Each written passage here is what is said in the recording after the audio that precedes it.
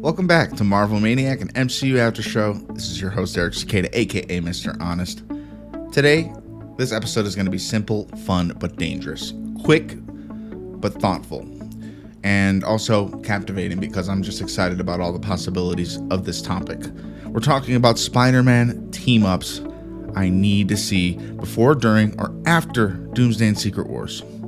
Some comic-inspired, some game-inspired, some just pure MCU potential. Will we ever see Tom Holland join the Spider-Verse movies? Will we ever see him team up with Nick Fury, like the real one, that's not just Talos in disguise? There's so much potential for Peter Parker, and Tom Holland as Peter Parker is our ideal Spider-Man to this day. It might just be where I'm sitting at my ripe age of 34 years old that I'm thinking about Peter Parker in the original Spider-Man. Yes, I'm talking about Tobey Maguire's Spider-Man. He seemed a little bit older when he started. I feel like Tom Holland is like just about hitting that age. I might be wrong, but he, at least emotionally and the way he is, feels about as youthful as the beginning Spider-Man in that Sam Raimi trilogy.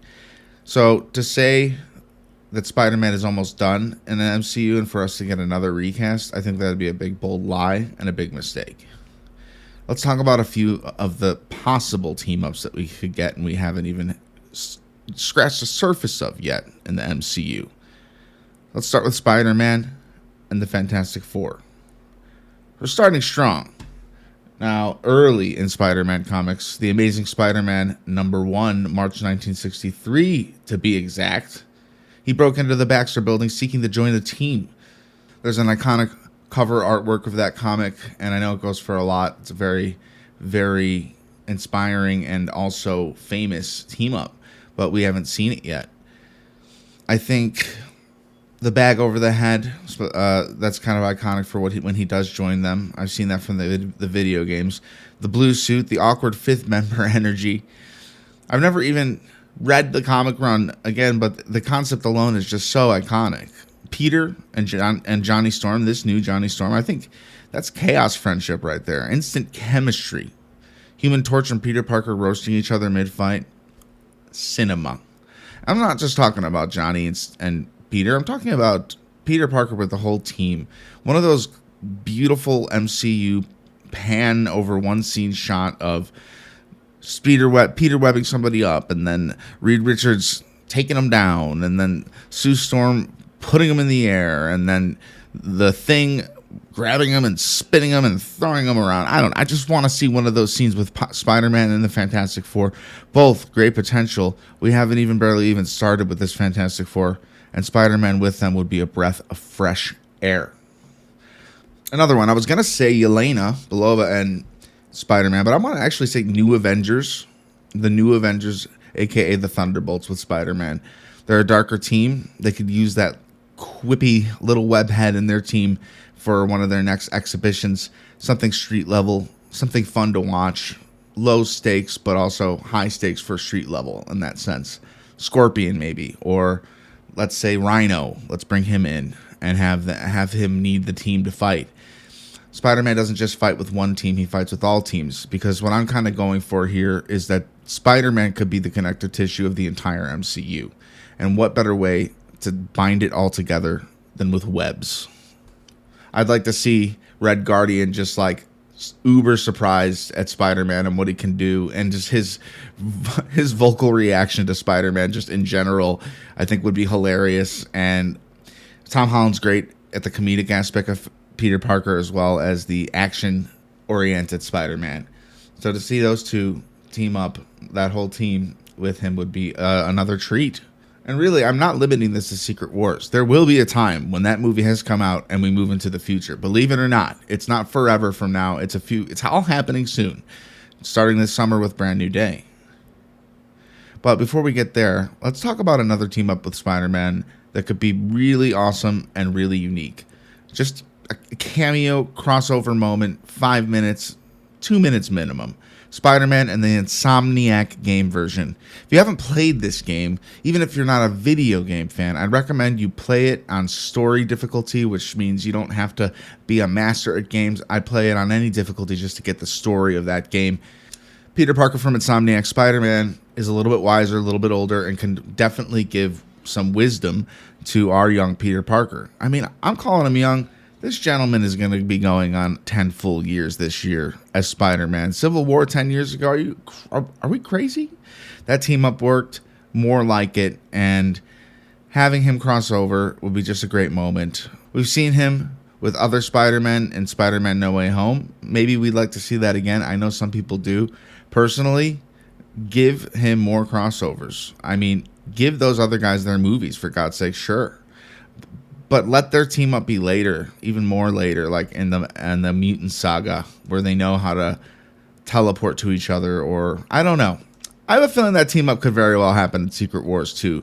The Tobey Maguire, Andrew Garfield, Tom Holland Spider-Man team up. We might see it one more time as like a reminder of how cool that was.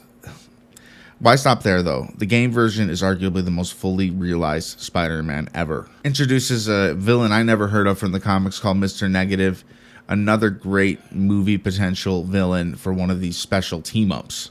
Shuri from that game. I don't know if she's from the comics, but I'd like to see a version of her in live action too.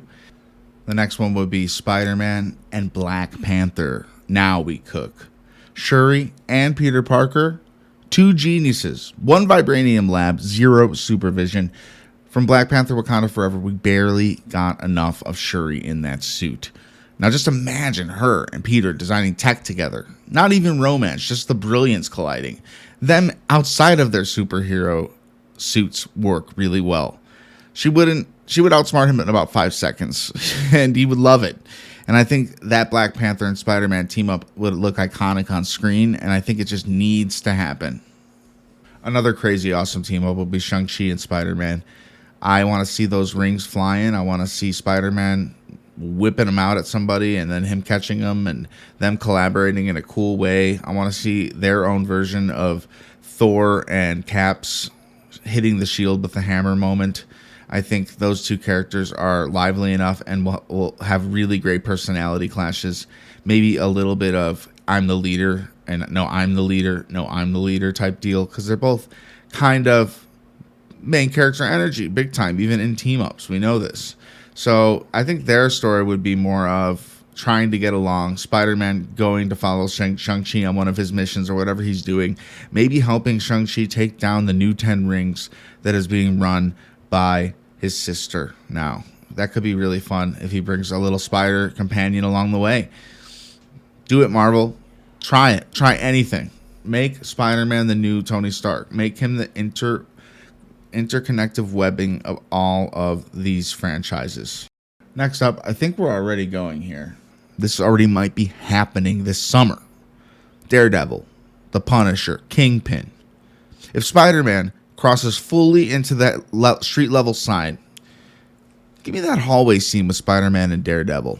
Give me an iconic moment of them running through a hallway, beating up thugs. Maybe one of the hardest scenes we've seen from this Peter Parker yet. Both of them bouncing off each other, combining moves, using each other's powers to their advantage. Full team-up energy. Acrobatics plus brutality, I'm talking about. Spider sense plus radar sense. Yeah, I'm excited about this. Let them fight their way toward Kingpin. And if Kingpin is going to be the real physical threat in this movie, I'm really hoping that he needs a little bit something extra. I'm not saying he's underpowered, but for Spider-Man, a little bit. This Kingpin is a bit underpowered. I would not put it out of the realm of possibility that if this Kingpin from Daredevil and our MCU would take advantage of a super soldier serum for the next time Matt Murdock decides to crash his party. Or even like a mech suit, Ironmonger style from Iron Man. So much potential. I don't know what's happening in this next Spider-Man movie, but if Punisher is in it, there is almost, in my opinion, just a wasted opportunity if they don't put Daredevil in that movie to some extent, even if it's for like a team-up scene that kind of crosses over with the show.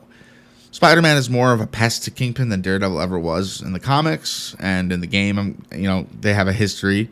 But let's see these contrasting moral codes. Matt versus Peter versus Frank Castle. Still don't know what the heck they're gonna do with Punisher and Spider-Man. He's a very violent villain.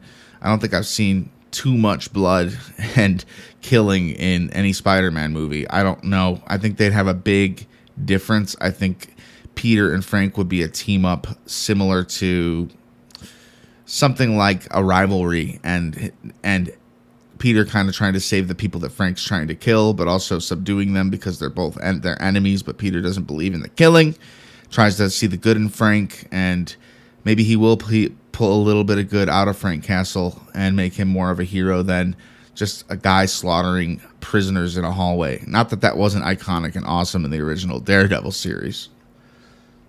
Another big one. This is the big one. Spider-Man and the Avengers. But for real. Yes, Spider-Man has been in Avengers movies. Avengers Endgame and Infinity War. But he's never led. And I think that's the arc. Peter becomes the heart of the team. Not Tony, not Steve, Peter. I'll say this once and I'll say it infinitely times again until it happens. I don't want Tom Holland going anywhere. I think it's great that we have this long running of a Spider-Man. It's something on the movie screens that we've never seen. It's one of the most iconic characters around. Tom Holland is perfect for the part. There's no reason to get rid of him unless he really feels like he needs to leave. And that's his choice. And honestly, I'd fully support him if that's what he needed. But I would really hope that, he's the new anchor beam of the MCU. Me not knowing fully what anchor beams means yet to the plot of Doomsday and Secret Wars. I'm thinking something kind of big, unless they change their mind and kind of retcon that. Oh my gosh. Let him rally the broken heroes, Like, kind of like the thesis of all of these team-ups is who connects the Avengers now? Nobody. But in all reality, it could be Spider-Man. These are just a few team-ups I need to see. The possibilities are actually endless. I could probably give you more. Do you want a Hulk Spider-Man team-up? Well, that might be happening this summer too. Spider-Man works with everyone. Street level, cosmic, multiversal. And if Doomsday is building towards anything, it might just be Peter Parker becoming the center of the Marvel Universe. This brand new day can completely lead into Doomsday in one way or another. We don't know how. But we do know once he sees that face and it's his former mentor, Tony Stark, father figure, there's going to be some moral complex going on with Peter Parker, and even maybe having a hard time fighting Doom and maybe trying to pull him back to the light side similar to Luke and Vader. Maybe, just maybe, who knows, Doctor Doom isn't even that much of a villain. He's just trying to be the hero that saves what he can from the multiverse collapsing. If the multiverse is collapsing, it's not because of Doom. And if Doom goes out to seek to fix it, he's technically an anti-hero if he's killing innocent people along the way, but which incursions do anyway. So I don't know. Seeing him work with Peter even a little bit with the mask on, then the reveal of his face would shock Peter. It would make him faint maybe. I don't know. Like he saw his mentor die nearly in his arms. So that would be a huge, huge moment. So all in all, Tom Holland needs to stay. Let's see some more team-ups. Let's see Spider-Man jump across movie to movie to movie. Let him join Deadpool for a few scenes. Let him join anyone that we've come to love in the Marvel Universe. I think he will connect with them, and his humor / him just showing up with a super epic, iconic Spider-Man web slinging. It's just... It's heartwarming, honestly. It's like we will have the Homecoming going all the way through Endgame, and then we'll have the Far From Home going into a whole other saga of Spider-Man, where later down the road, in another 10 years, we're going to have a whole giant Tom Holland, Peter Parker story to go over, and maybe even just watch all his films that he's in without watching anything else. It'll all connect. That's just what's running across my mind this morning. As for Marvel Maniac, I let you not forget that we have Daredevil Born Again Season 2 premiering on March 24th, 2026. It is yet to be known if they're going to drop them all at once, if that's just their new thing. Personally, if they do week to week, it's a good telling that they didn't believe in Wonder Man, and they should have, because damn, what a miss if you just wasted that show on a full release. Week to week would have been better for Wonder Man, but all I know is if you haven't watched that show, go give it a go. And then listen to our after show for it, because I was wrong about it at first. I was putting it down because of them throwing it all up as if it was a bad show. But in reality, they threw it all out there because they thought it was a bad show. But any Marvel fan and any superhero fan surely would have a good time watching Wonder Man. A little off topic, but again, I recommend that big time. So Daredevil Born Again is actually rumored to leak right into Spider-Man Brand New Day. So it's a definite must watch. We'll do a connective like history, what you need to remember about Daredevil and the Punishers and all that. Hopefully, like in the next week or two. I don't want to go too crazy on it. There was a time in this podcast where I wanted to go through every Netflix series episode by episode. It's just not going to happen. It sounds exhausting. Not that I don't like the show, but just to go deep into every episode. No one's doing it because nobody wants to listen to that. We want to stay in the present, but also remember what worked. And that doesn't mean I'm not advising you to go watch Daredevil, the Netflix version, and some of the Defenders shows. And the Defenders, they're all great. It's just a lot for me to cover when I'm trying to kind of cover the present day MCU and what's possible.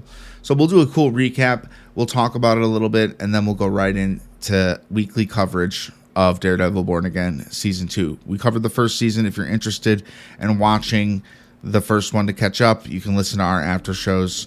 I don't know what numbers they are at the top of my head, but they're back there each episode. So go check that out as well. I had a lot of fun ranting to you this morning about the possibility of Spider-Man being the center and heart of the MCU, which he might just very well already be.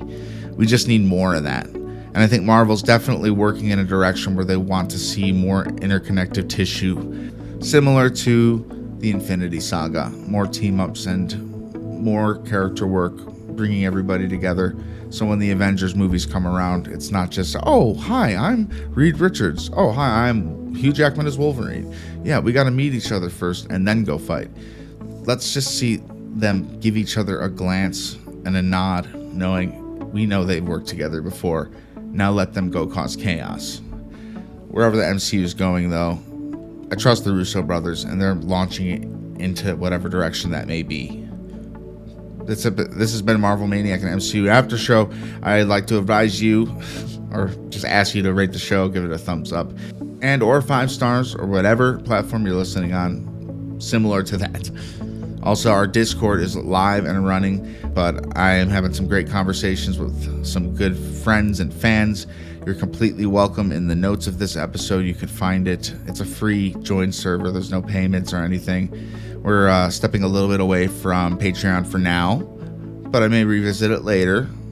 If you wanted to go join the Patreon and listen to my 20 plus mini-sodes, I'd say it's worth it for a month membership. And I hope to see you very soon, maybe right next to me in the theaters, who knows, watching Daredevil, Spider-Man, Fantastic Four, the new Avengers, everyone coming together, rallying because Spider-Man was able to bring them together and web up the perfect Avengers that we've ever seen in our lives. Let's see where it will go. I'm ready. Are you ready? Until next time, with great Parkers come great responsibility.